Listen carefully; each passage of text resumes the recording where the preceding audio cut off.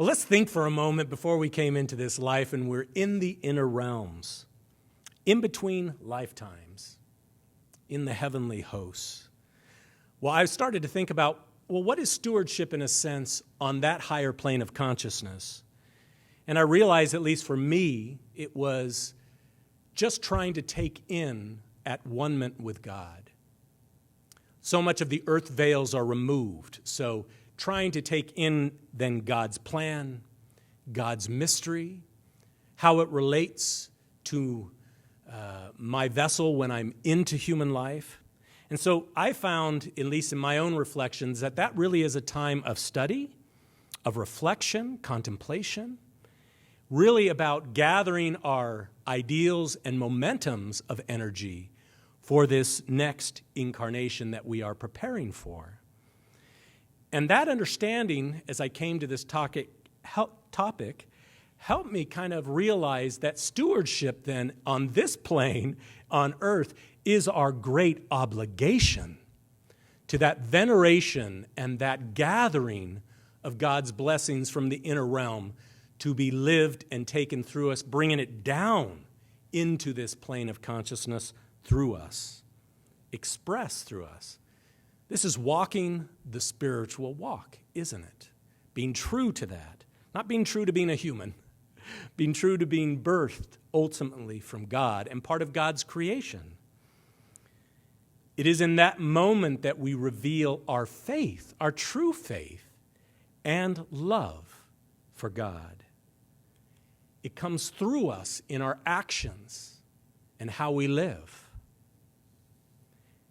as God is lived through us. Well, we come into this incarnation of life to increase and improve our stewardship from our last life opportunity.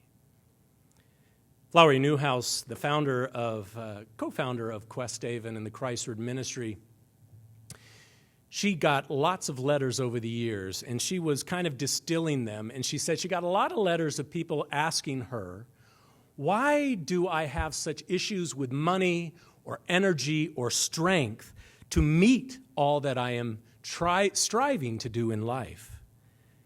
And she said basically that these individuals have yet to realize and learn from the lesson in the conquest of negativity. For it is negativity in consciousness and behavior that causes us to have a stoppage of force somewhere between the divine flow coming in and the outflow of good to the world. And sometimes in our negativity, we get wrong motivations regarding stewardship. Flower said it can surface this way. We want funds in order to satisfy desires rather than to be useful to our world and a master of our wants. God does not limit us either in health, in strength, in time, or in means. We do that. Our consciousness is the magnet, and if our consciousness is warped and distorted, our affairs will be that.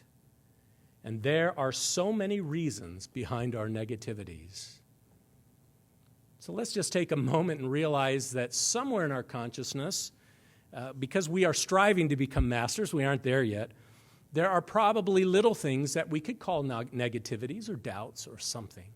Where are these stopping? Even maybe a willfulness from our part, a little bit of self-centeredness can work negatively to stop that flow of God. So it really takes a deep reflection in our process of understanding where we might need some unstoppage to take place in our lives. Let us remember that God is limitless. It is we that set the limits. And this is a key concept as we begin to look at stewardship today. For me, I liken it to a siphon. The more we're able to get that flow going, the more that energy stimulates the inflow to come in. And if we pinch things off with negativity or self-centered desires or miserliness, it pinches off the inflow that is destined to come in because of that outflow. And that is why putting spiritual practices into place are really crucial in being a good steward. It is making us that pure vessel to allow it to freely come in.